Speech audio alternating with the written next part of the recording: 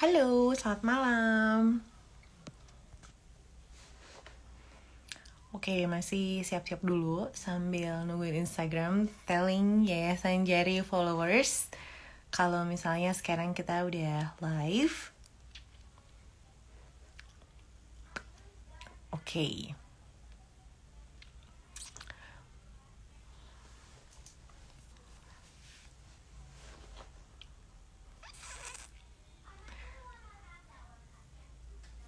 Hai, selamat malam semuanya. Terima kasih sudah bergabung di live Yayasan Jari malam hari ini. Dan tentunya saya mau memperkenalkan diri dulu. Saya Saskia Gazi yang malam hari ini akan menjadi moderator di Instagram live-nya Yayasan Jari. Dan saya nggak akan sendirian karena tentunya saya mau ngajak ngobrol salah satu Friends of Jari, Christine Nilwain. Dan ini udah ada di sini. Kita akan ajak Christy untuk ikutan live di sini.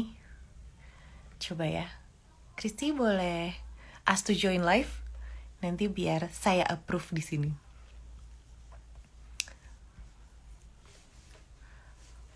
Oke, wait.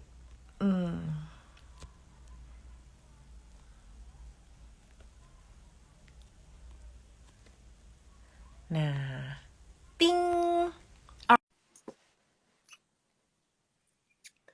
Kita tungguin ya, Christy yang lagi join Udah. live. Hai. Halo, Bun. Bun, ya ampun. Bun. Kak aja dong, ya kan Kak Oh iya, Kristi? Kak. Iya, Kak. Iya, Kak.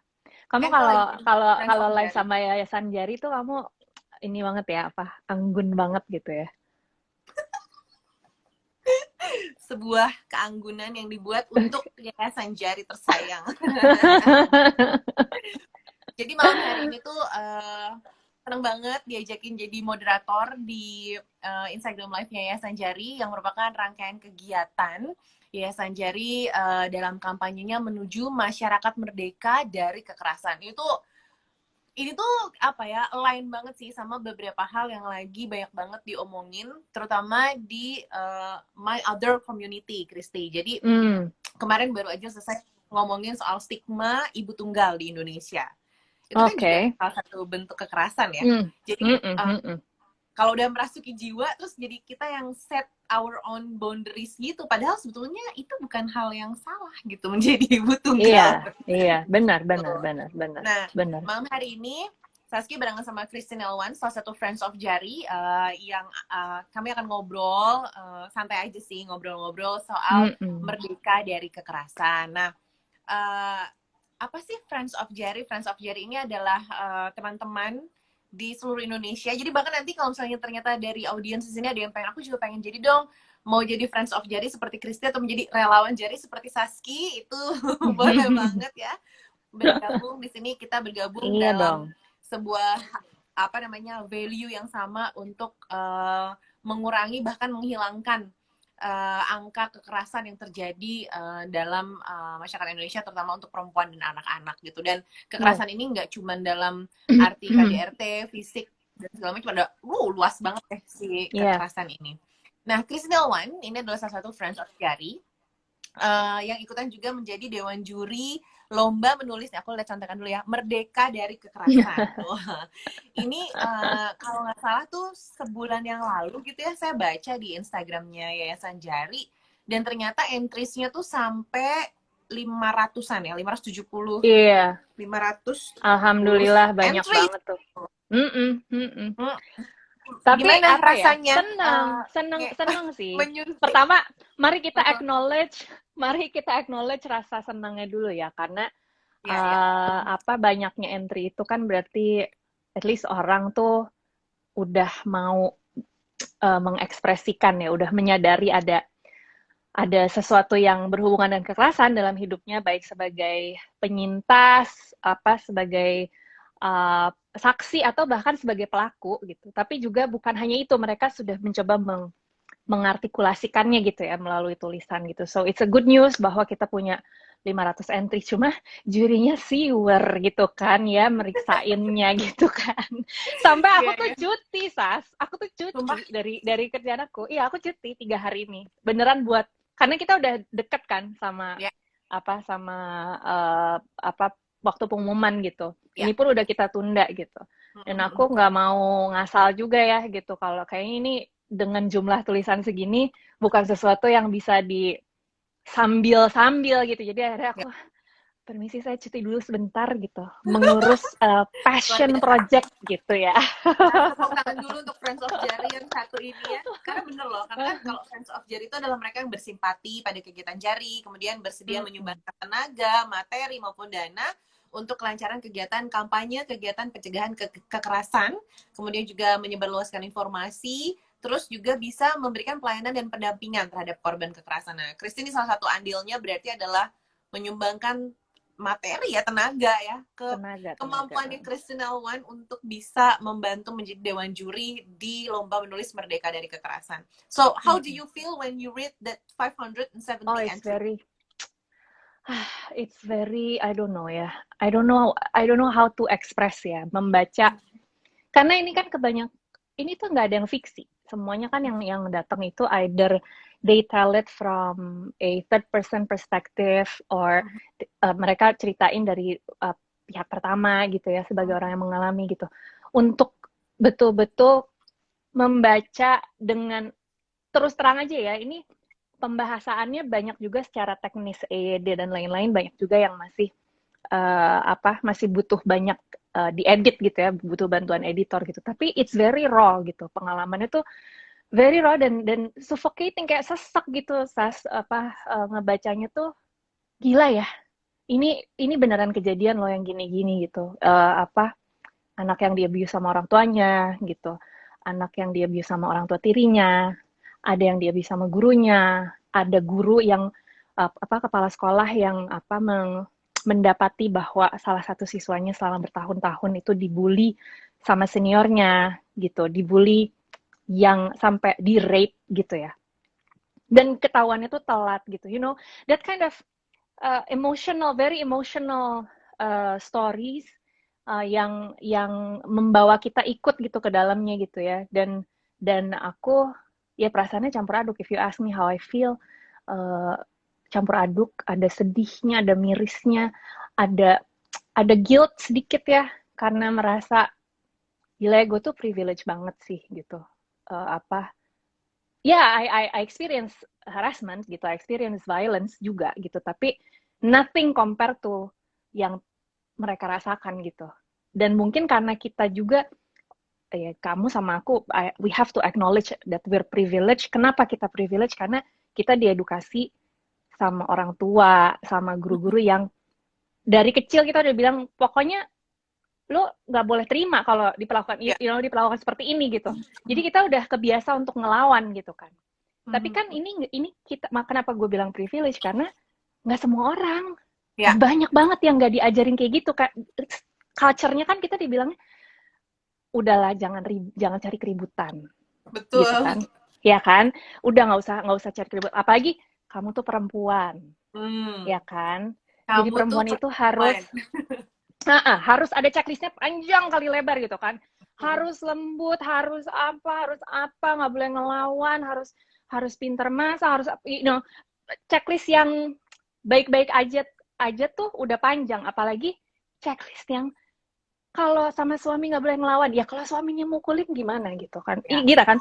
Kalau sama orang tua nggak boleh ngelawan. Ya kalau dipukulin masa gue kagak ngelawan gitu kan. Iya nggak sih? Gitu loh. Iya benar, atau at least lo menyelamatkan diri kemudian pergi, kemudian mencari tempat yang aman gitu kan. Itu kan ada salah satu bentuk perlawanan. Iya.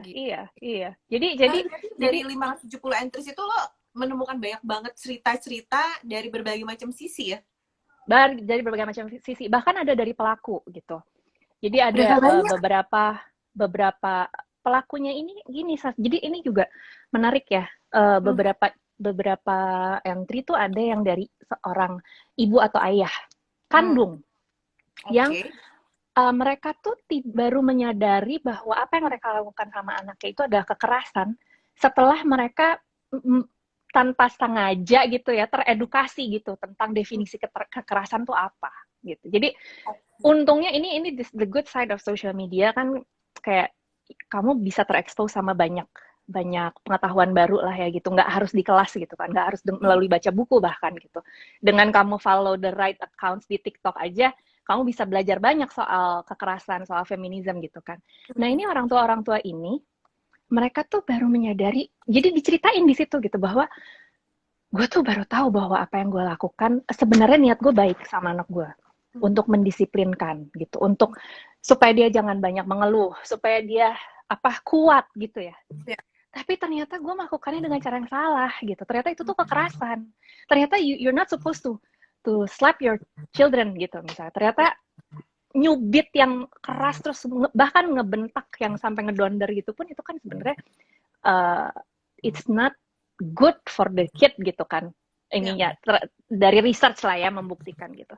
Jadi ini mereka juga menceritakan bahwa gue nggak, apparently gue juga nggak menyangka bahwa gue akan sekali-kalinya gue ikut lomba menulis. Gue akan menuliskan pengalaman ini dari sisi seorang pelaku gitu. Tapi kemudian mereka juga jadi reflektif gitu ya. Nah ini yang bagus-bagus gitu ya. Mereka jadi reflektif. Kenapa sih gue punya pandangan bahwa that's the right way to educate my children? Karena biasanya mereka dibesarin dengan cara kayak gitu. Jadi ya gue belajarnya emang gitu, cara orang tua ngedidik anak tuh gitu. Tapi akhirnya kemudian mereka jadi mikir juga, jadinya pantesan ya gue tuh orangnya sangat pemarah, gue nggak ngerti kenapa gue gampang marah banget gitu. Jadi dia ada suppressed emotion ya gitu. Terus gue nggak pernah bisa deket sama orang tua gue gitu, nggak pernah bisa gitu. Jadi dan akhirnya yang membuat mereka jadi akhirnya mikir juga, gue nggak mau anak gue merasa seperti gue gitu. Jadi mereka bilang ya ini gue udah terlambat sih, anak-anak gue juga udah gede gitu ya, tapi gue mau mencoba gitu. And it's better late than never lah gitu kan. Iya. Jadi berarti kan ada kesadaran untuk bisa memutus si tali kekerasan itu tadi kan. Karena gitu kan, sadar dapat informasi, diterima, kemudian refleksi dulu. Apakah ini yang dulu diterima sama gue sehingga gue meneruskan ini, dan ketika akhirnya sadar baru abis gitu bisa berubah gitu kan ya berarti. Iya, dan ini tuh juga sama dengan kekerasan seksual juga, tadi banyak juga ceritanya yang seperti itu gitu, bahwa oh ternyata ini tuh kekerasan ya. Gitu, ternyata gue nggak boleh ya ya berantem itu lo nggak, kalau berantem dalam pacaran itu nggak usah sampai jambak-jambakan, lempar-lemparan sendal gitu. Tapi dia tuh nggak tahu, that's the thing gitu ya. Itu juga yang gue jadi inget juga beberapa buku yang pernah gue baca, bahwa kan the easy way to see this adalah biasanya perempuan korbannya, laki-laki pelaku gitu ya. Pelakunya. Tapi sebenarnya kenapa mereka begitu itu juga kan karena toxic masculinity juga gitu. Jadi it's not easy being man juga sebetulnya gitu. Karena you're not supposed to cry. You're not supposed to feel gitu. You're not supposed to cowok juga kan banyak ungkapan yang bilang, please lah be a man. Gitu. Padahal kan cowok tuh manusia ya gitu. They're allowed to feel gitu kan. Kalau lo seumur hidup perasaan lo disuppress, no wonder lo jadi pemarah dan nggak tahu cara channelingnya. Kemudian the closest person you're with on daily basis, which is in this case mungkin istri atau pacar, jadi pelampiasan gitu. Iya, pasti gitu. sih. Kalau dan mereka nggak sadar gitu. Ya, dan konstruksinya mau udah kayak gitu kan. Jadi secara normatif juga itu diiyakan, dinormalisasi, ditelan, diiyakan, mendarah daging gitu. Dan nggak banyak, kalau menurut gue belum baca nih. Kalau ini penelitiannya gue belum baca, tapi menurut gue belum banyak orang yang berani untuk bisa speak up, untuk bisa melangkah keluar dari si toxic, dari kekerasan ini aja tuh udah sebuah langkah besar kan. Tapi yang berani melangkah keluar dari lingkaran kekerasan ini belum tentu berani untuk speak up, belum tentu berani untuk mencari cara, belum tentu berani untuk, ya ada banyak gitu, karena memang normanya tuh udah kebentuk gitu sih, itu tuh udah menjadi budaya gitu, udah turun temurun, udah. Dan dan nggak bisa dipungkirin di Indonesia itu budaya patriarkinya kan kenceng banget ya. Jadi Banget. uh, ada ada banyak hal yang diiyakan atas nama patriarki gitu. Itu tuh Yes. wah itu PR besar banget. Tapi kalau sekarang kita mengerucutkan ke si Mm. merdeka dari kekerasan. Mm. Bahkan pertanyaan tentang kapan lu kawin, kapan lu punya anak, kapan dikasih adik, kenapa Yes. kak, itu tuh juga bentuk kekerasan loh. Iya. Kekerasan secara verbal terhadap seorang individu yang mungkin memang tidak ingin lagi menambah anak, atau mungkin kita nggak tahu Nggak bisa. Mungkin nggak bisa. struggling ya nggak Iya. bisa, atau ada kondisi fisik yang ya dia nggak pengen cerita aja, tapi ya udah sih Iya. gue nggak pengen punya anak lagi, nggak bisa punya anak lagi, itu kan ada banyak. Itu anak atau nikah, kapan Iya. yuk nikah yuk gitu, umur Iya, lo jangan terlalu picky gitu. Atau dulu jangan waktu terlalu gue, ngejar karir iya, gitu ya. waktu gue belum, aduh, itu udah makanan sehari-hari. Waktu gue inget waktu gue sebelum waktu master, waktu itu kita masih satu kantor. Apa sih itu 15 tahun yang lalu ya, sekitar segitulah gitu. Pas sebelum pergi untuk master itu, banyak banget, gue nggak cuma sekali 2 kali dibilangin, ngapain sih Chris lo sekolah tinggi-tinggi, Sumpah? jangan lupa kodrat, jangan lupa. Iya ini dari orang-orang yang ya pada saat itu gue juga masih muda, masih belum tahu caranya bereaksi dengan proper gitu, yang konstruktif gitu ya. Jadi gue juga meledak-ledak gitu kan, ininya reaksinya yang gitu, kayak apa, ngasal gitu jawabnya gitu ya, kayak ngerti kodrat perempuan gitu. Terus aku akan jawab dengan very offensive remarks juga gitu, jadinya gitu. Padahal itu kan nggak konstruktif ya. Cuma ya itu sangat orang menganggapnya ya wajar gitu. Jadi kadang-kadang juga sekarang setelah gue udah 39 tahun hidup gitu ya, gue sudah mulai menyadari bahwa oke, kan gue nggak suka ya nggak di ngertiin sama mereka. Ini kan nggak enak rasanya gitu. Gue nggak mau, gue nggak ngertiin mereka. Jadi gue akan berusaha melihat dari sudut pandang mereka juga. Jadi memaklumi ya kenapa sih pertanyaan itu muncul. Tapi juga tidak diam saja gitu loh. Memaklumi itu juga nggak diam aja. Lo juga harus tetap ngomong bahwa ya aku, for instance, pernah di salah satu pembicaraan seperti itu, aku bilang bahwa you know that's wrong, that's offensive kan. Your question tadi itu offensive. I'm okay, I understand where you're coming from, tapi it's offensive gitu. Karena apa? Gue jelasin gitu. Terus kalau emang orangnya proper, itu biasanya oh my God, I'm so sorry gitu. Chris, gue nggak maksud begitu gitu kan. Biasanya gue nggak maksud begitu, it's okay. Tapi kan itu lebih konstruktif ya daripada gue nyolot balik gitu. Kayak misalnya, kenapa sih kamu nggak kawin-kawin? Jangan terlalu picky. Mendingan gue picky daripada kawin sama suami kayak punya lo gitu. Itu kan buat apa gue ngomong gitu kan, gitu ya kan? Iya kan, gitu, ngapain gitu? Buat apa gue ngomong gitu? Mendingan gue ngomong jujur aja bahwa you know that's offensive gitu. I know. Ya oke, ngerti banget sih. Jadi memang harus banget kita tidak bersumbu pendek ketika ingin memutuskan kekerasan yang terjadi secara umum ya. Di dalam konstruksi sosial kita ini gitu. Nah, tapi sudah kalau menurut lo sendiri ya Chris ya, apa sih yang dimaksud dengan merdeka dari kekerasan? Oke. I think 5 points. Jadi pertama, merdeka dari kekerasan itu adalah memahami dulu definisinya apa.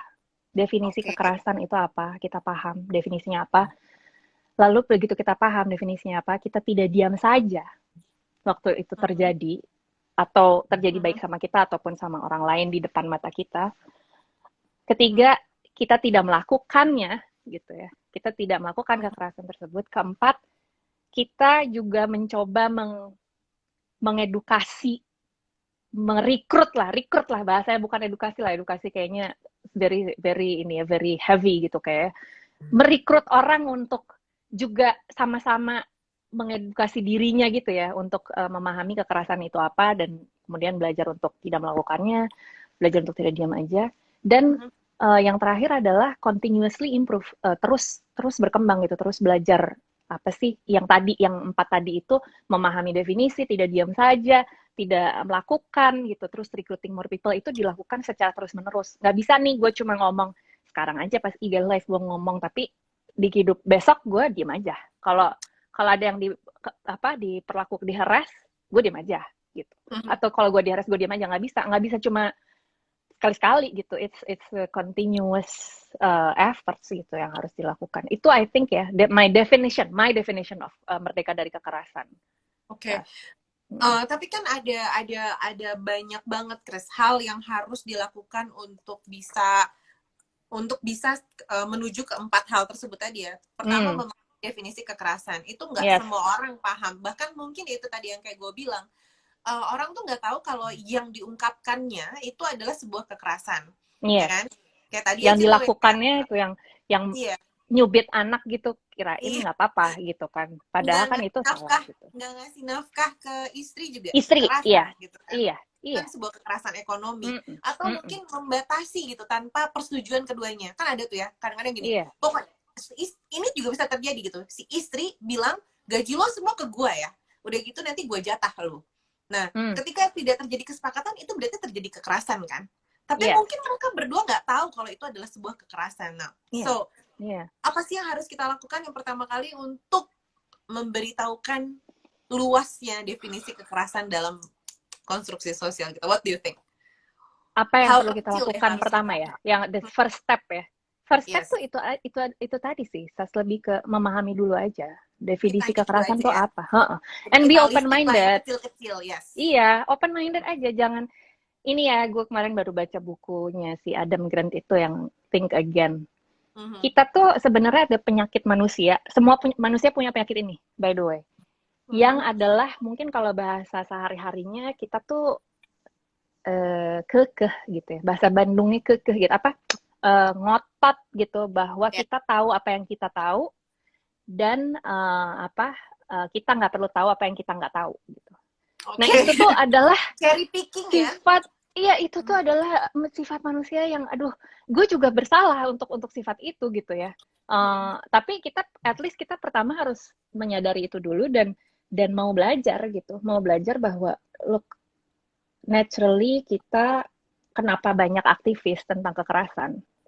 Naturally kita tuh nggak tahu. Sebenarnya kita nggak benar-benar paham definisi kekerasan tuh apa gitu. Dan kalau teman-teman di sini nih perlu motivasi untuk mulai mengedukasi diri soal kekerasan. Motivasi yang paling pertama sih buat gue adalah gue nggak mau jadi pelaku. Dan you could so easily be a pelaku karena nggak paham. Gitu. Betul banget, betul. Gitu. Jadi point of view dari situ ya. I don't want to be untuk menjadi si pelakunya itu tadi. Nah, dengan itu baru kita mencoba untuk mencari informasi sebanyak-banyak. Salah satunya ya di Yayasan Jari kan. Di Yayasan Jari itu kebuka banget loh. Jadi kalau misalnya teman-teman di sini ada yang baru gabung, nanti bisa disampaikan juga ke teman-teman yang lainnya ya, bahwa di Yayasan Jari ini sangat terbuka untuk berdiskusi tentang kekerasan. Bahkan kalau misalnya kita bingung yang kayak, ini tuh sebetulnya gue lagi kena kekerasan gak ya? Atau bahkan mungkin lagi sadar, ini tuh jangan-jangan gue melakukan kekerasan. Bisa banget ngobrol ke teman-teman di Yayasan Jari untuk mencari validasi, habis itu mencari jalan keluar. Apa yang harus dilakukan, langkah-langkah apakah yang harus dilakukan. Karena di Yayasan Jari ini tuh lengkap banget. Ada psikolog, ada dokter, ada banyak sekali konsultan-konsultan yang bertebaran di dalam Yayasan Jari yang bisa membantu kita untuk keluar dari lingkaran kekerasan ini. That's why yang pertama kali harus dipahami adalah memahami si definisi kekerasan, kemudian menghindari diri kita menjadi pelaku. Itu aja dulu sih ya, kayak paling penting. Iya. Sebenarnya kan jadi sama mungkin definisi pelakunya itu juga ya. Bisa kita pelaku yang direct, bisa juga kita pada saat kita membiarkan, kita tahu itu kekerasan, itu terjadi depan mata kita, dan kita nggak melakukan apa-apa dengan alasan bukan urusan gue gitu. Biasanya kan gitu. Gue nggak mau turut campur gitu. No, nggak bisa kayak gitu. Coba deh ikutin ada 5D intervention teknik itu ya. Kalau bisa teman-teman bisa juga lihat di Yayasan Jari kayak udah pernah dibahas. Bisa dilihat juga di Hollaback Hollaback ID gitu. Ada teknik-teknik yang bisa dilakukan oleh kita kalau kita sebagai saksi gitu. Jangan sampai pada saat kita diam aja, pelakunya berarti itu ada dua. Ada orang yang Kita benar ya, melakukan dan kita yang membiarkan gitu. yang Itu juga kita menyaksikan. jadi pelaku. Gitu. Iya sih, itu benar banget. Bahkan sebetulnya tuh dulu kita pernah ada iklan layanan masyarakat kan yang memberitahu bagaimana caranya kita mengingatkan sebuah rumah yang sedang terjadi KDRT di dalamnya. Jadi supaya kita tidak menjadi pelaku, tapi kan kalau misalnya jadi tuh kita harus kasih tanda kan bahwa hey, yang Yes. lo lakuin di dalam itu gue tahu loh. Jadi Mm-mm. you better berhenti, Watch kalau enggak ya yourself. gue bisa Iya. laporin gitu. Iya. Itu tuh Iya. penting banget, benar, hal-hal yang bisa kita lakukan sebagai Mm. saksi ketika ada Mm-mm. terjadi kekerasan. Mm-mm. Oke, Mm-mm. oke, oke. Mm-mm. Nah, tadi kan yang kedua kemudian tidak diam aja. Ini juga kan pasti butuh keberanian dong, Christy. Kayak, Iya. gitu ya. Harus Kalau latihan si itu. iya, kalau si apa namanya korban pasti ada loh perasaan kayak udahlah, yang penting gue udah keluar dari situ, nggak perlu ngomong, nggak perlu apa, kalau misalnya ada orang nanya ya udah, Iya. lalu nggak perlu tahu urusan gue. Padahal tentunya dengan cara yang apik itu bisa menjadi informasi dan edukasi untuk orang lain. So Mm-mm. lo ada nggak sih tips supaya kita bisa menjadi selangkah lebih berani lah dalam hal-hal yang harus kita berani gitu? Iya. Tips ya. Hmm. Harus latihan sih, Sas. Kayak, jadi yang penting tuh mindsetnya jangan mikir bahwa, oh, I have to be perfect tomorrow gitu ya. Mhm. Karena kan pahamilah bahwa kita dibesarkan di culture yang seperti apa. Of course, it's normal for us to feel reluctant gitu untuk bertindak pada saat kita mengalami atau melakukan apa atau menyaksikan gitu ya. Hmm.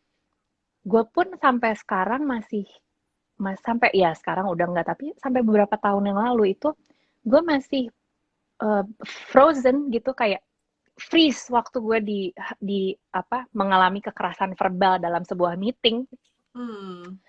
Itu gue freeze, masih masih apa nggak nggak terbiasa untuk dalam meeting itu gue dengan calmly melawan itu, gue belum bisa gitu ya. Hmm. Terus of course gue jadi tapi karena gue memahami gitu ya, itu lagi tadi balik lagi, kalau kita udah paham definisinya, paham teknik-tekniknya gitu, kita jadi pada saat kita mengevaluasi, gue kenapa ya tadi diam aja ya, Hmm.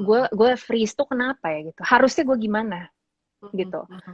Karena kalau kalau pada saat itu ya gue juga masih berlatih gitu ya, gue tuh kalau ngomong gue tahu gue bakal nangis Hmm. gitu, karena gue tuh kalau marah nangis, bukan Mhm. nangis yang apa, nangis kayak nangis yang tidak berdaya gitu, nangis yang serem gitu, saya yang nangis yang sambil marah-marah ngamuk-ngamuk gitu.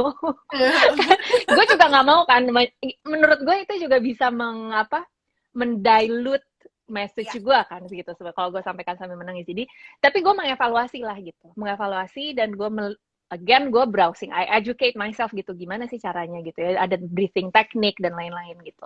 Tapi memang intinya jangan jangan capek mencoba, coba lagi, besoknya coba lagi, besoknya coba lagi, besoknya coba lagi gitu. Sampai ada Sampai gue kepastian inget itu banget, muncul sampai ya. ada akhirnya.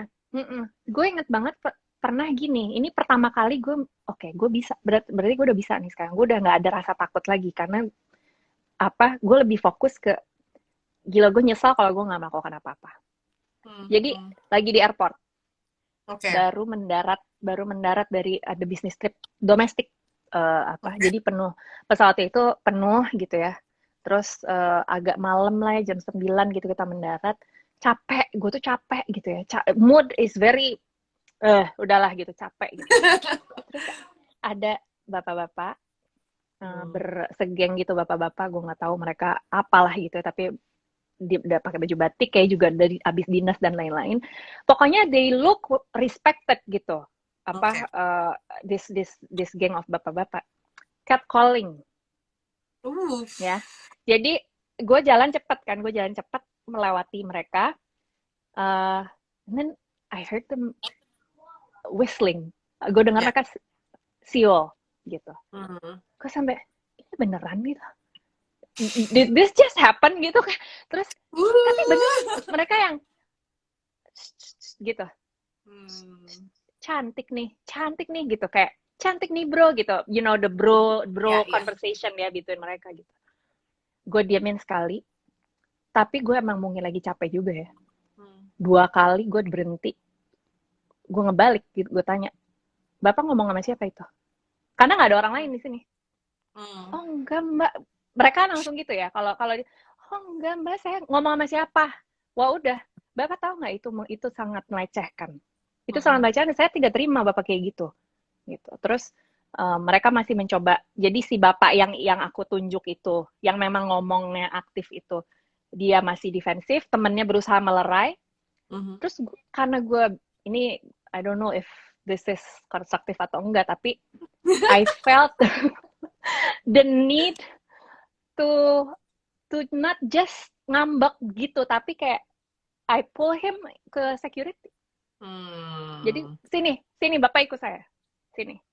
Terus udah sampai security, gue bilang, Mas, tolong ini ya, ini bapak-bapak ini tadi melecehkan saya, gini-gini gue ceritain. Gitu. Melecehkan saya, menurut saya ini nggak pantas terjadi di airport sebesar ini, Terminal 3 Soekarno-Hatta. Saya harusnya merasa aman di sini. Tapi ada orang-orang kayak gini nih membuat saya tidak merasa tidak aman. Jadi tolong ditindak, saya nggak peduli, Mas mau ngapain dia terserah. Tapi saya udah laporin ya. Udah, terus si Masnya untungnya bagus juga ya dia, ya Bu mohon maaf, bla bla. Terus mereka, I don't wanna know juga at that time. Gue pergi aja. Gitu. Cuma buat gue itu defining karena oke, gue udah bisa nih gitu. Tapi of course gue seperti biasa ya, gue juga suka banyak kekerasan terhadap diri sendiri gitu. Jadi gue melist down what should I have done better gitu. Lu harusnya begini, lu harusnya begini. Udah nih,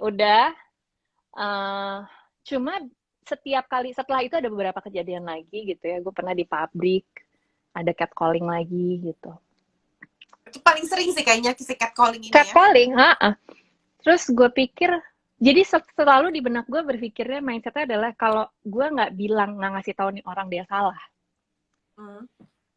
dia bisa melakukan itu lagi ke orang lain yang mungkin diem aja, gitu, yang mungkin diem aja dan kemudian mungkin akan lebih terganggu daripada gue. Kalau gue kan hanya merasa terganggu dan lebih ke terganggu yang emosi dan tidak ada rasa takut sama sekali gitu, lebih ke gue gaplok lo ya gitu, lebih gitu kan. Tapi kan ada orang-orang lain yang merasa terganggunya lebih ke fear gitu, lebih takut gitu, jadi nggak berani keluar, jadi nggak berani apa, itu kan nggak boleh kan. Ya udah sejak itu gue lebih kayak langsung ya gue tunjuk lagi, gue bilang itu salah Bapak. Ada peraturannya, Bapak siapa? Bapak ini third party pasti ya kerja di sini. Karena kalau pegawai perusahaan ini pasti tahu itu salah dan itu ada peraturannya. Udahlah, gue lecturing lah kan, panjang kali lebar. Jadi kadang-kadang juga gue mungkin efek jeraknya adalah gue nggak mau di lecture lagi sama kayak waktu itu gitu ya, di atas genteng panas-panas gitu. Di lecture sama gue dari bawah, gue teriak-teriak gitu, satu pabrik ngeliatin gitu kan. Terus tapi juga gue berharap ada sedikit lah yang nempel gitu di kepala mereka bahwa you know that's not right gitu, you can't do that.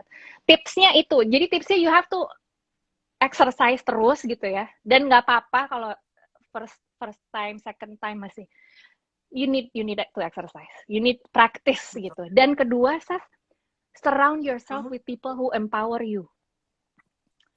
Jadi jangan sama, kita udah tahu nih sekarang ini salah, justru surround yourself with people who empower you gitu. Gue tuh punya sahabat-sahabat gue tuh orangnya gitu semua, lebih perkasa dari gue. Jadi gue banyak belajar dari mereka juga gitu. Walaupun biasanya belajarnya karena biasanya belajarnya karena misalnya, aduh aku tuh tadi aku bikin I made a scene di Bali gitu karena aku marahin tukang ojek abis dia dia catcalling aku gini gitu. Temen gue tuh, dia tuh bukan mau mengedukasi aku sebenarnya, curhat aja gitu. Aku marahin aja dia, aku bilang gitu. Terus tapi aku belajar dari situ. Kalau temen aku aja bisa, masa aku enggak sih gitu. Oke. Nah, itu tuh sebetulnya emang perlu dilatih sih. Kalau dari pengalaman gue tuh dulu dari kecil sama almarhum bokap gue udah dikasih tahu bahwa gue adalah manusia merdeka, punya hak yang sama di jalanan, jadi lu jangan mau lo dipanggilin sama orang di pinggir jalan gitu. Terus bokap gue juga, almarhum bokap gue juga lah yang encourage gue untuk nyamperin orang yang manggil, apapun caranya, katanya. Jadi kalau misalnya kayak cewek samperin aja, Mas manggil saya gituin, tapi dengan nada yang tegas. Waktu itu tuh gue inget banget kok, gue diajarin bokap gue, dan it works gitu. Karena kalau kita Mm-mm. samperin tuh dia diem kan. Nah, Dia yang nggak paling berani. kesel kalau misalnya kayak tadi sih, Chris itu apa, lo dapet security yang emang oke, karena lo ceritanya dipisahin kan, walaupun kita nggak tahu ya di belakang tuh si bapak-bapak itu ngomong apa Nggak mereka ngerti antara kita diapain. nggak tahu, Ha-ha, tapi ha-ha, ha-ha. betul. Tapi kadang-kadang ada situasi yang kayak udah lamba, makanya gue paling kesel kalau udah denger gini, makanya jangan pakai rok mini, makanya Baju. jangan Hmm. Hmm. pusing Victim ya, kayak blaming. hey Victim tolong yuk blaming. lindungi, Mm-mm. betul, lindungi kami gitu, bahwa kami tuh sedang merasa tidak nyaman dan lu sebagai orang yang memiliki status security gitu ya, supposed to be membantu gitu. Oke. Iya, iya. I Apa agree. namanya, by the way sebelum kita lanjutin, kalau misalnya ada teman-teman di sini yang pengen nanya gitu ya, boleh banget, ini ada kan ada kolom question, boleh di situ ya ditaruh aja di questionsnya, atau di kolom Hmm. komen juga boleh, nanti aku bantu scroll supaya Yes. kita bisa ngobrol langsung. Jadi kalau misalnya ada yang pengen sharing atau pengen nanya, boleh banget. Nah tadi Chris itu justru Mm-mm. udah nyeritain pengalaman melawan kekerasan ya, dari mulai di Ya. tempat kerja, apa namanya, entah itu tempat kerja atau ya di public space gitu. Hmm. Nah, apa namanya, lo tuh kayak merasa I have to fight this gitu, itu kapan sih Chris? Atau misalnya kalau gue kan memang dari kecil ya, kamu tuh dari Ya. kecil sih bokap gue tuh udah, ya itu yang tadi gue bilang, kayak lo ini badan lo manusia yang sama makan nasi, dan lo punya hak yang sama di jalan untuk merasa aman, karena gue bayar pajak. Kalau Hmm. bokap gue ngomong gitu kan, gue bayar pajak, jadi lo punya hak sebagai anak gue untuk merasa aman berada di jalanan yang gue bayar pajaknya gitu. Nah Hmm. itu kan Hmm. juga sampai sekarang tertanam di gue bahwa gue udah bayar pajak loh, jadi kalau gue minta bantuan polisi, tolong bantuin dong. Gue minta tolong bantuan sama si A, ya tolong Iya. bantuin dong, karena kita supposed Ya. to be saling. Nah tapi kayak kalau dari lo sendiri tuh, lo kapan sih sadar bahwa ini tuh gue harus speak up, dan gue harus berani, supaya nanti ketika ada orang lain yang saat itu melihat kejadian atau ternyata terpapar cerita dari lo, itu bisa ikut, oh ini waktu itu gue dengar kok dari Kristi, ternyata gue boleh loh ngelawan hal tersebut. Itu tuh kapan sih lo sadar akan hal tersebut? Dari kecil juga, Sas. Itu yang tadi gue bilang kita tuh privilege ya. Karena Privilege kita ya. raised with a family, in a family yang value-nya begitu gitu. Hmm. Value-nya tuh know your rights gitu. Ya. Tapi juga of course know your responsibility juga kan gitu.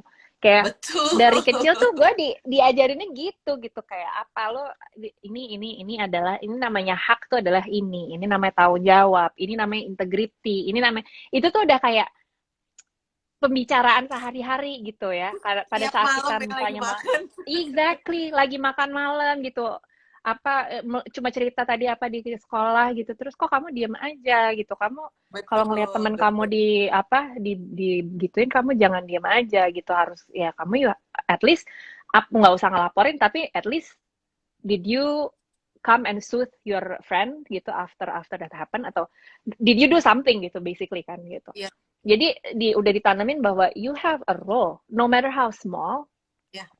itu tuh lo punya peran gitu sebenarnya, dan you owe it to society gitu, you owe it to the world, you owe it to yourself gitu untuk memainkan peran tersebut gitu. Karena kalau enggak lo faedahnya apa gitu. Karena orang tua selalu bilang, ibu Maya nggak perlu kamu apa, nggak akan ngedikte kamu mau jadi apa ya.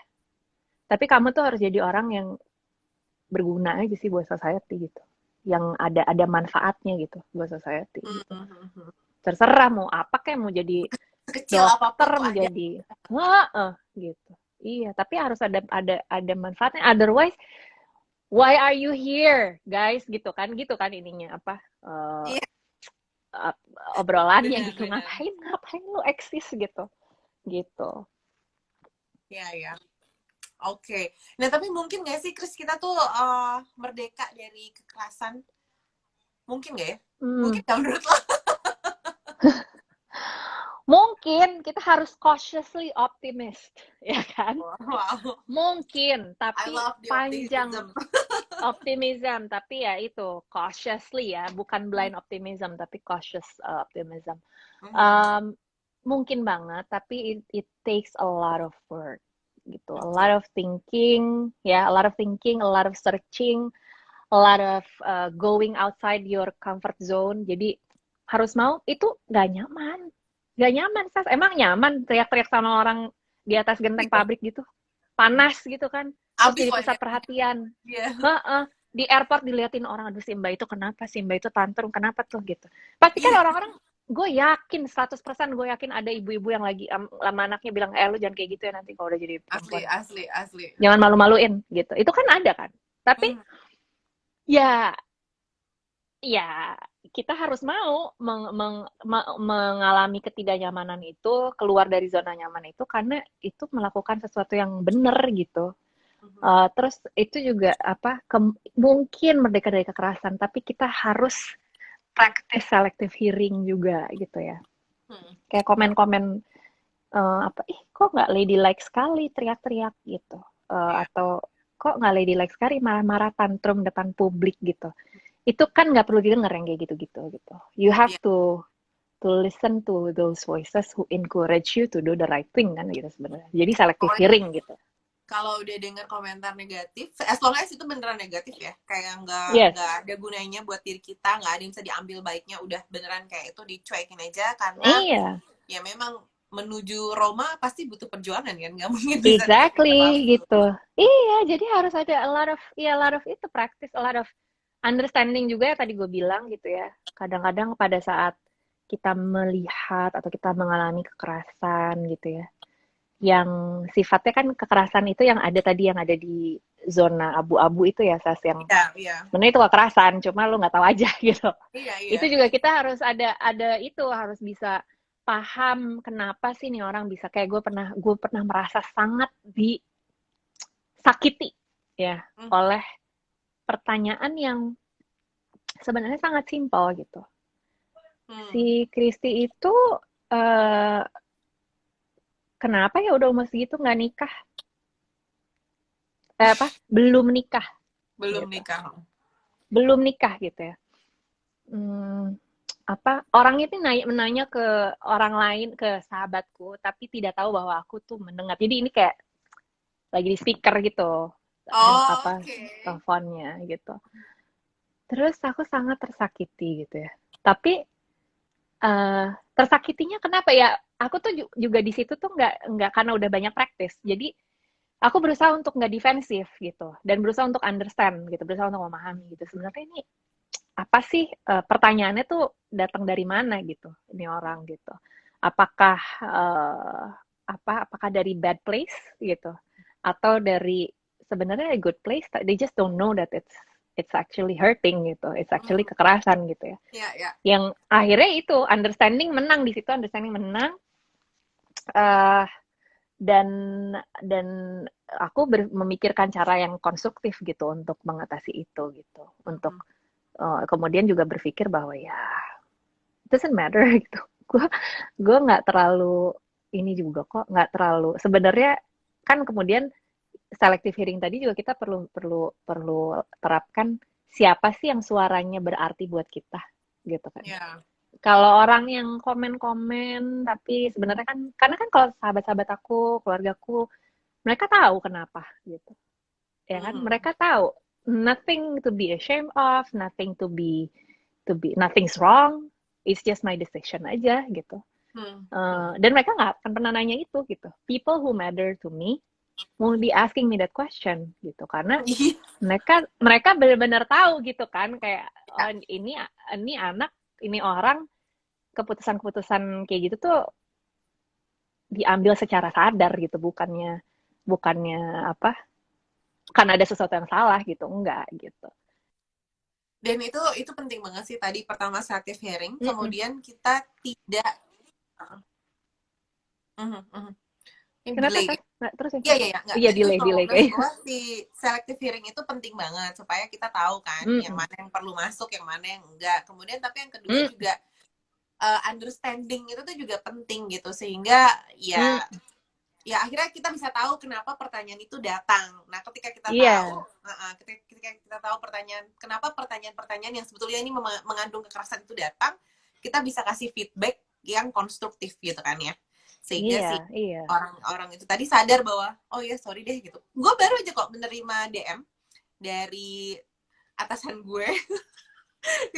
dia bilang, sorry banget ya Sas, gue tahu ternyata bercandaan yang seperti itu tuh mengganggu dan lo tuh nggak suka. It's just my natural, but I know it's wrong, so please bear with me. Gue sedang memperbaiki diri gue supaya gue nggak bercanda seperti itu lagi. Dan gue seneng banget sih, karena berarti omongan gue selama ini akhirnya masuk gitu ke dia, karena gue juga udah nggak Iya, marah-marah gitu kan.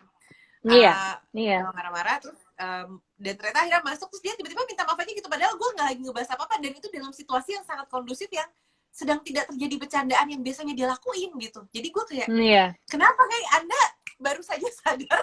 Kesambet apa? Iya, Tapi tapi bagus ya. iya. Itu kan Nah, you live for those moments kan ya sebenarnya. betul, betul. Nah, berarti kan kita juga harus punya keberanian ya, apalagi kalau di tempat kerja gitu, misalnya lo tadi Oh ngomongin ya. ya. Di tempat kerja itu ada banyak sekali variabel-variabel yang tiba-tiba tanpa kita sadari atau tanpa kita sangka akan mengeluarkan sebuah sistem atau hal-hal yang berbau kekerasan pada diri kita sebagai individu atau sebagai si pekerja di dalam lingkungan pekerjaan itu. Misalnya HRD, kita nggak pernah tahu kan kalau ternyata HRD kita melakukan kekerasan. Kalau dalam hal kasus gue mendengar teman-teman gue sama ibu-ibu tunggal, itu ada aja stigma yang bilang kayak, pokoknya kalau lagi beach trip si ini nggak usah, soalnya dia janda gitu. Terus gue kayak, kenapa? Kenapa emang dia janda? Gitu kan, itu kan ada. Kan, tapi yang ngomong HRD, sehingga kita sebagai si pegawai karyawan bingung juga nih, kalau gue samperin dia HRD, ntar kalau gue kenapa nggak dapat pekerjaan.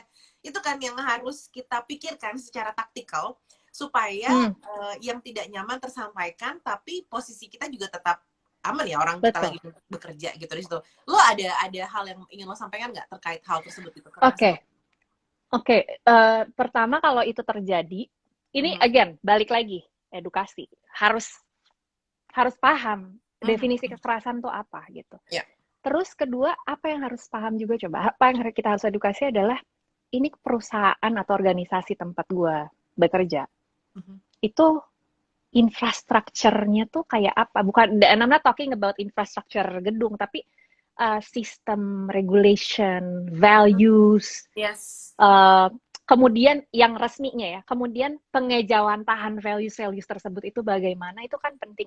Itu kita harus tahu, kita harus paham banget. Kenapa? Karena pada saat itu hal seperti tadi terjadi, kalau gue sekarang tempat kerja gue udah tahu alhamdulillah nggak pernah gue temuin kayak gitu, tapi gue udah tahu infrastrukturnya kuat banget gitu. Kalau tempat kerja gue sekarang tuh jelas peraturannya, apa yang nggak boleh, definisi kekerasan itu apa yang harus dilakukan, kalau bullying in the workplace bagaimana, jalur laporannya bagaimana gitu, dan karena itu kan membuat kita merasa aman gitu ya, merasa aman, dan sebenarnya to be honest, itu tuh adalah faktor penting banget buat gue untuk memilih gue akan bekerja bersama organisasi apa. Jadi kalau lihat CV gue itu tuh semua tempat-tempat itu gue yakin banget akan infrastruktur mereka when it comes to harassment, violence gitu. Karena gue nggak mau, I don't want to work with an organization where I don't feel safe gitu. Karena kan ya gue harus feel safe. Bahkan udah ada infrastruktur aja, kan kadang ada orang-orang pelaku oknum-oknum yang menyalahi infrastruktur tersebut kan gitu.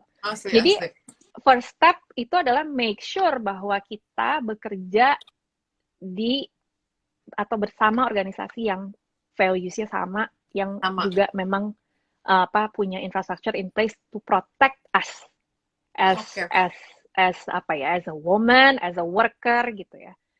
Yang kalau dari pada saat interview awal aja kamu udah dibilang, kamu punya anak toddler ya, nanti kalau kamu kerja siapa yang jagain anak?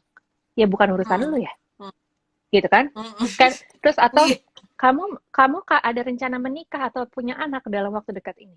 Itu kan it's not proper. Kalau if we're well educated in terms of violence, we would know that that's wrong. Gitu. And you have to kayak apa? Kalau ada dalam interview, you have to point that out, Pak. Itu.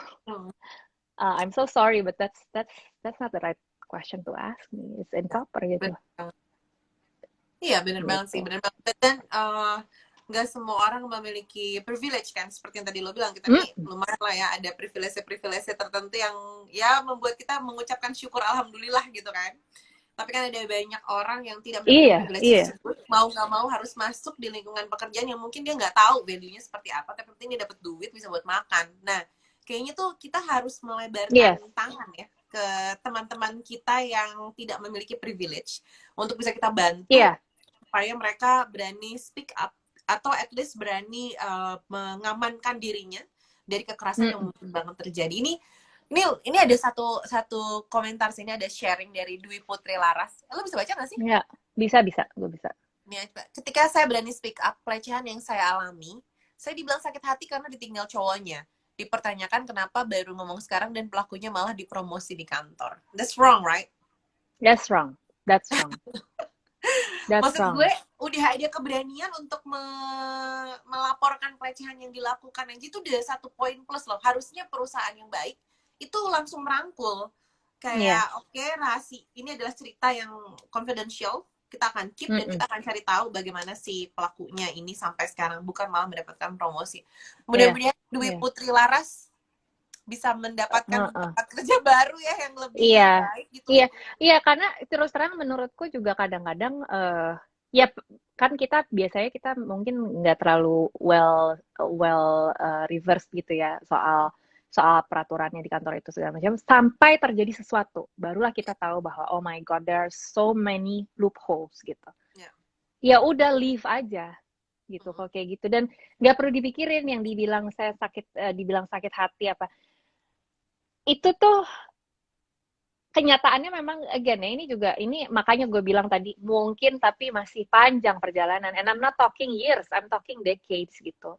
Makanya every help matters gitu, every voice matters gitu, karena the more you speak up, the more you educate people gitu. Walaupun misalnya, dan menurut gue pada saat kita ngomong speak up nih, misalnya Dwi Putri Laras, kamu waktu itu speak up, terus kan kamu dibilang si Mbak itu mah gara-gara putus aja kali tuh, makanya sakit hati nyanyi gitu ya. Terus pelakunya malah dipromosi gitu di kantor. Kamu kan pasti sekarang sangat mudah untuk kamu merasa bahwa percuma sih gue ngomong. Ini juga bahaya nih. Gue percuma ngomong dan gue nggak akan lagi speak up karena gue nyesel. Jadinya gue yang rugi, ya kan? Tapi sebenarnya enggak gitu, karena walaupun itu yang terjadi saat ini, gue yakin banget ada banyak orang yang tahu tentang cerita ini dan juga tahu kelakuannya si pelaku ini, itu mereka tuh silently berterima kasih sama si Dwi Putri Laras ini karena berani ngomong. Dan itu tuh menjadi kayak satu buat orang-orang ini yang surprise gitu ya, yang nggak berani ngomong, itu jadi satu token untuk oke, dia bisa berani, gue juga harus bisa. Mungkin maybe not today, tapi mungkin in the future ini orang-orang pada saat mereka perlu step up, perlu speak up, they will remember you gitu. Karena mereka belajar dari kamu gitu, ngerti gak sih? Jadi kadang-kadang apa yang kita putuskan untuk kita lakukan saat ini, walaupun kayaknya hasil instannya itu mengecewakan, menurut gue jangan berhenti dan jangan kapok gitu, karena kalau kita kapok, ini yang si pelaku ini inginkan kan sebetulnya gitu. Betul dengan kita berani terus mau meneruskan apa yang sudah kita berani untuk bicarakan. Mungkin nanti kalau misalnya Dwi, aku panggil apa ya, Mbak Dwi, Mbak Putri, Mbak Laras gitu ya, maksudnya akhirnya bisa mengubah si rules yang ada di dalam perusahaan itu akan menjadi lebih baik sih, sehingga nanti benar tadi ada orang-orang yang merasa berterima kasih karena akhirnya ada yang berani speak up, walaupun lebih baik yang kedengeran adalah yang ngomongin lu mah sakit hati ya, ini berasa sakit hati nih pas ngadu nih segala macam. Putri ini apa namanya, barisan sakit hatinya kedengeran, yang berterima kasih di dalam hatinya tentu nggak kedengeran gitu. Iya. Dan again ya, kita juga we need to be smart about this ya gitu. Kayak kamu kan kalau berstrategi itu kan ada ini ya, ada deal breakernya gitu ya. Jadi kamu juga kamu speak up, ini terjadi gitu, kenapa baru ngomong sekarang? Kamu juga cara moving forwardnya adalah okay, fine, if you don't believe in me, uh, tanya kenapa gue baru ngomong sekarang, okay, let's forget what happened, tapi kenyataannya adalah lu nggak punya infrastructure in place, nggak ada regulation yang melindungi perempuan di perusahaan ini. Let's be constructive about it gitu. Can we make something, satu klausal baru atau satu peraturan khusus untuk anti bullying atau anti violence atau whatever gitu, supaya gitu out of this gitu. Oke, lu kalau nggak percaya fine gitu, tapi gue nggak mau aja nih ada lagi yang kayak gue gitu di kemudian hari kan gitu. Kalau sebenarnya kan ini juga yang satu yang perlu di fix juga di society kita adalah itu tadi, victim blaming gitu. Yes. Sebenarnya kan prinsipnya tuh harusnya adalah until proven otherwise, you have to trust the victim. Gitu. Itu, until proven otherwise. Karena kalau emang lu nggak melakukan kan bisa dibuktikan lah dengan gampang gitu sebenarnya. Tapi kalau dari si tim investigator aja udah hare-hare gitu, ya gimana? Gimana mau dibuktiin gitu. Putri, semangat ya. Semoga apa yang diperjuangkan untuk speak up pertama kali ini kemudian menjadi langkah keberanian yang lainnya, kemudian bisa inspiring other people, at least other friends gitu ya, yang mungkin juga sedang merasakan hal tersebut, menerima sebuah kekerasan yang terjadi dalam dirinya, entah itu di dalam lingkungan kerja, di rumah, dan segala macam gitu. Bisa menjadi lebih baik, terus udah gitu bisa menjadi agent of change gitu kan ya. Yes. Menjadi agen perubahan, supaya kekerasan yang sering terjadi itu akhirnya lama-lama terkikis dan akhirnya terbentuk ekosistem yang baru di dalam situ gitu. Semangat Putri. Theo, ini tuh nggak kerasa banget ya, udah mau jam 8 loh. Oh iya ya, udah ya. Asli jam 8. Kalau gitu, kalau misalnya mintain deh kalau itu, minta closing statement dari Christy. Untuk menciptakan masyarakat yang merdeka dari kekerasan. Jadi kalau buat gue yang paling perlu takeaways-nya gitu ya, if you have to remember one thing dari conversation kita itu adalah it's a very complex, kekerasan, merdeka dari kekerasan itu. It's a very complex, delicate, frustrating subject, tapi sangat penting, super important gitu. Dan kita semua punya peran sekecil apapun. Gitu. Jadi itu key takeaways yang gue pengen kita semua inget gitu. Ini it's an important issue. Jadinya apa? Kita harus belajar terus gitu. Dan itu tuh nggak susah. Kamu nggak harus baca textbook gitu. Jadi follow the right accounts gitu, follow the right people, follow people yang yayasan Jari, teman-temannya Jari gitu, terus orang-orang yang memang banyak nge-share ilmu gitu ya tentang bagaimana caranya merdeka dari kekerasan. Terutama juga both untuk yang mengalami dan yang privilege kayak kita gitu. The least we can do is to be awake gitu ya. Bangun gitu dan do something about it gitu, take action gitu. Untuk diri sendiri itu penting juga gitu ya. Jadi kita juga nggak boleh melakukan kekerasan sama diri sendiri ya gitu. Jadi harus tahu gitu bahwa itu kita juga bisa lakukan loh sama diri sendiri, membiarkan orang ngebully kita apa segala macam. Itu namanya kita melakukan kekerasan sama diri kita sendiri juga gitu. Terus jangan diam aja gitu. Jadi spread the knowledge, inspire other people, recruit gitu yang tadi aku bilang recruit. Dan buat orang lain itu buat diri sendiri, dan yang kedua buat orang lain gitu. Buat orang lain harus juga ada peran gitu yang kita mainin gitu. Baik hanya spreading the new lessons that we've learned gitu. Itu just sharing posting orang aja tuh itu udah sebenarnya bisa bantu banyak loh gitu. Bisa membuka pemikiran orang gitu. Dan sebenarnya nge-share post-post itu adalah menurut gue adalah jalan tengah juga. Kadang-kadang orang kalau dikuliahin kan defensif.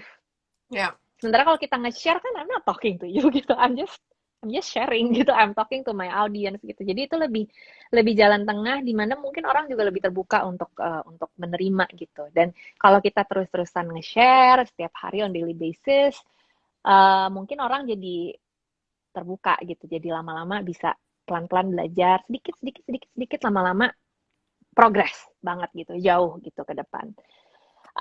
Apa ya itu sih Sas. Jadi however the way, balik lagi, it's a very complicated, complex gitu ya, delicate, difficult, frustrating subject, tapi nggak ada cara lain, kita juga nggak bisa diam aja gitu. Jadi harus harus maju terus gitu, whichever way kita bisa bantu kemajuan menuju merdeka dari kekerasan ini, we have to do it gitu.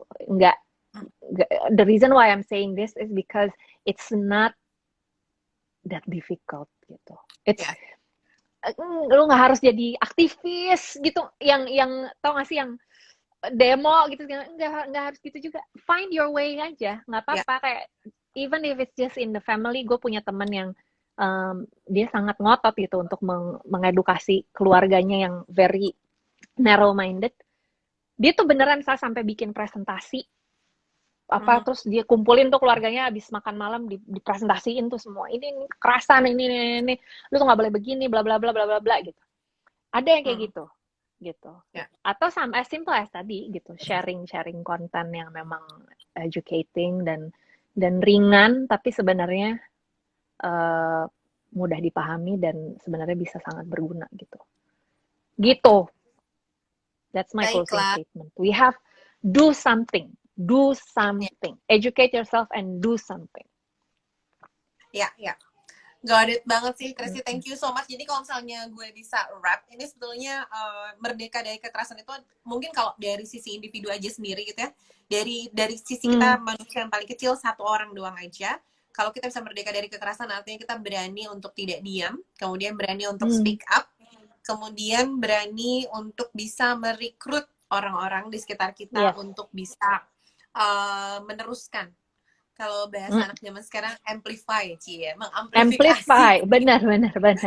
Mengamplifikasi si pesan-pesan untuk mematahkan dan memutuskan rantai kekerasan yang terjadi di sekitar kita. Karena kekerasan itu udah banyak banget. Dan kalau tadi kata Christy, gray area banget gitu. Banyak banget yang nggak sadar bahwa ini adalah sebuah kekerasan, tapi karena kebiasaan sehingga akhirnya dinormalisasi gitu. Itu yang penting banget untuk kita take note. Jangan lupa untuk yang terakhir tadi juga bagus banget, Christy, thank you so much, untuk kita selective hearing dan juga surround ourselves dengan orang-orang yang empowering, yang bisa saling memberdayakan gitu satu sama lain. Gitu kali ya, berarti ya. Yes, aku senang sekali ngobrol sama kamu. Enggak, udah cukup lah. Cukup. Sama-sama. By the way, buat teman-teman Jari semuanya, ini tuh kan merupakan rangkaian dari dari si melawan kekerasan yang ingin dilakukan oleh Yayasan Jari gitu, menuju masyarakat merdeka dari kekerasan. Ini sharing session ini merupakan rangkaian kedua setelah yang pertama lomba menulis yang sedang diseleksi oleh dewan juri kita, salah satunya Christy. Terus dari gitu ada IG Live, ada beberapa IG Live. Beberapa hari lalu tuh sama Pak Saud dan juga Grace kalau nggak salah, peran laki-laki yang memutuskan aku udah nonton. Itu juga hari bagus. Ini kami ngobrol, itu keren banget sih. Jadi buat cowok-cowok yang merasa apa sih yang harus gue lakuin sih dalam masyarakat ini, atau ya dalam keluarga gitu ya, lingkaran terkecil yang bisa dilakukan gitu. Terutama kalau gue mau highlight sih, karena kita hidup dalam budaya patriarki yang kencang. Jadi kalau misalnya laki-lakinya bisa potong, bisa memutus si kekerasan itu, akan menjadi lebih cepat harusnya. Iya, karena kadang-kadang si bapak-bapak ini kan mungkin mereka lebih mau dengerin sesama bapak-bapak ya, gitu. Asli, Iya kan, that bro connection itu kan mungkin lebih kuat gitu. Dan kadang-kadang banyak cowok yang mikir that's a woman's issue gitu. I don't have a role to play gitu. Salah banget gitu, karena sebenarnya justru Anda punya peran penting, bapak-bapak.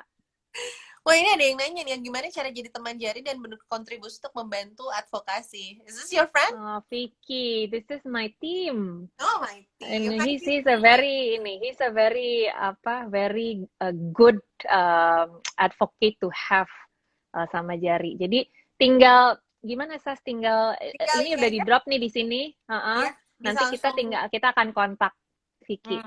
Boleh ya. Atau nanti teman-teman dari Jari bisa menghubungi Vicky. Mm-mm. Atau sementara itu Mm-mm. Vicky kalau pengen jalan-jalan bisa ke yayasanjari.org. Atau Mm-mm. email ke jarirelawanindependen@yahoo.com. Iya. Begitu. Dan tentunya Yes. like dan follow Yayasan Jari di Instagram. Ya, jangan lupa ini adalah merupakan sebuah rangkaian dalam rangka apa namanya? Dalam rangka menuju masyarakat merdeka dari kekerasan. Setelah ini nanti tanggal 21. Aku QR kamu gede banget loh. Setelah Oh tanggal wow. 21 Aku Agustus. juga QKT aku juga gede banget. Ya, tanggal Aduh. 21 Agustus nanti akan ada talk show. Tentunya untuk memberikan pemahaman pada masyarakat bahwa siapa saja dapat mengambil langkah untuk menjadi bagian gerakan melawan kekerasan dimanapun kita berada, Ya. gitu ya. Thank you so much Kristi sudah Thank you bergabung. Saski. Thank you Terus juga juga teman-teman Yayasan Jari. Thank you betul, Karina thank you udah Karina. bantuin. Terima kasih dokter-dokter tersayang yang selalu ingat sama Oh, Saski. Kayak oh. Sas, apa kabar? Sas, apa kabar? Itu tuh Iya. ditanyain apa kabar Si Saski apa kabar sih? Sibuk banget ya. Gitu. Iya dok ya, Iya, udah gitu follow selalu. Instagramnya belum aku bilang gitu. Ini juga terima kasih buat teman-teman yang udah bergabung tadi ya dari Thank you. awal sampai akhir. Thank you so much udah Iya. bergabung. Putri juga semangat ya seperti tadi pesannya. Put semangat Semoga Put. tetap semangat untuk menyuarakan speak up karena tidak ada yang salah dari speak up. Yang salah adalah Jangan ketika kita kapok, diam. jangan kapok. Betul. Yang salah adalah ketika kita tahu terjadi kekerasan tapi kita diam, itu yang salah. Tapi kalau misalnya kita berani melangkah sekecil apapun, small things matters gitu. Yeah. Ya. Alright, Yeah. kalau begitu nanti Instagram Live ini akan di-save di Instagramnya Yayasan Jari. Jadi kalau misalnya teman-teman tadi ada yang live dulu, kemudian masuk lagi, atau pengen di-share ke temennya, lo bisa dengerin, bisa di-sharing informasinya. Thank you so much kalau misalnya mau membantu untuk menyebarkan gerakan ini. Semoga kita semua bisa bergandengan tangan bersama-sama untuk membuat melawan kekerasan yang sering terjadi di sekeliling kita. Alright? Kalau begitu, thank you Kristi sekali lagi. Sehat-sehat ya di sana. Kamu juga ya. Miss you so much. I miss you too. Teman-teman juga semuanya sehat-sehat, stay safe. Jangan lupa protokol kesehatannya yang kencang. Yes. Ya, kalau bisa stay at home. Tapi kalau misalnya memang harus pergi keluar, harus bekerja atau harus ada yang dilakukan, jangan lupa untuk mematuhi semua protokol kesehatan. Alright? Saski pamit ya dari Yayasan Jari. Terima kasih sekali lagi. I'll see you next time. Bye-bye. Dah. Bye.